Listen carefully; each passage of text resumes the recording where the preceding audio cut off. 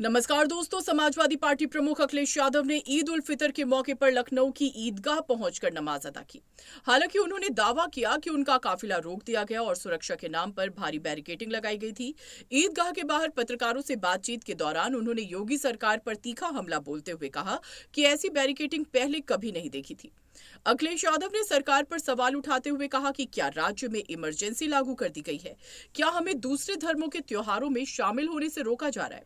BJP सरकार लोकतंत्र के लिए सबसे बड़ा खतरा बन चुकी है और देश को संविधान से नहीं चला रही है। उन्होंने आगे कहा कि उनका काफिला करीब आधे घंटे तक रोका गया और जब उन्होंने इसका कारण जानना चाहा तो किसी के पास कोई जवाब नहीं था। उन्होंने इस घटना को तानाशाही करार देते हुए कहा कि धार्मिक सौहार्द बिगाड़ने की कोशिश हो रही है।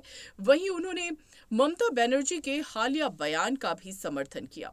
मेरे पत्रकार साथियों, हालांकि आपको पता होगा और इसमें से मैं देख रहा हूँ बहुत सारे सीनियर लोग भी हैं और बहुत वर्षों से आ रहे हैं यहाँ पर और यहीं पर कवर करने आते हैं, कवरेज करने आते हैं। आप इसी जगह पर मिलते हैं। कभी इतनी बैरिकेडिंग नहीं होती होगी। जब मैं आज आ रहा था तो जानबूझ करके पुलिस ने मुझे रोका। मैंने जानना चाहा कि भाई क्यों नहीं जाने दे रहे हो। पूरी बैरिकेडिंग लगा करके मुझे आधे घंटे जब बात की तब जाने दिया, बड़ी मुश्किल से, और एक गाड़ी जाने दी। और जब जानना चाहा मैंने कि आखिरकार क्यों ऐसा किया जा रहा है तो किसी अधिकारी के पास जवाब नहीं था। आखिरकार इसको मैं क्या मानूं, क्या समझूं?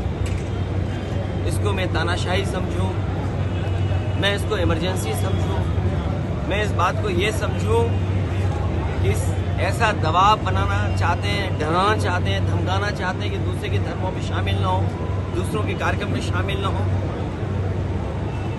कम से कम मुझे ये बताओ, मैं जाने कितने वर्षों से यहाँ आ रहा हूँ। मुझे याद है नेताजी मुझे पहली बार लेकर के आए थे। उस दिन से आज तक लगातार आ रहा हूँ, लेकिन ऐसी बैरिकेडिंग कभी नहीं देखी। और बैरिकेडिंग इसलिए की जा रही थी कि लोग त्योहार न मना पाएं और जो अपनी धर्म की मान्यताएं हैं, धर्म की जो परंपराएं हैं, वो भी न मान पाएं। तो सबसे बड़ा खतरा लोकतंत्र को है, संविधान को है। ये सरकार बड़ी जिम्मेदारी के साथ मैं कह सकता हूं, या मुझे नहीं कहना चाहिए, लेकिन फिर भी मैं कह रहा हूं कि ये देश भारतीय जनता पार्टी संविधान से नहीं चला रही।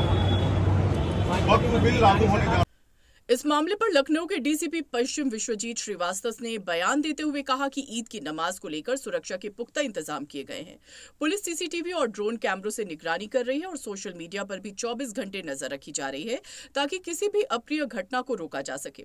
अपनी राय हमें कॉमेंट में जरूर बताएं और ऐसे लेटेस्ट अपडेट्स के लिए हमारे चैनल रॉयल बुलेटिन को लाइक, शेयर और सब्सक्राइब करना ना भूलें।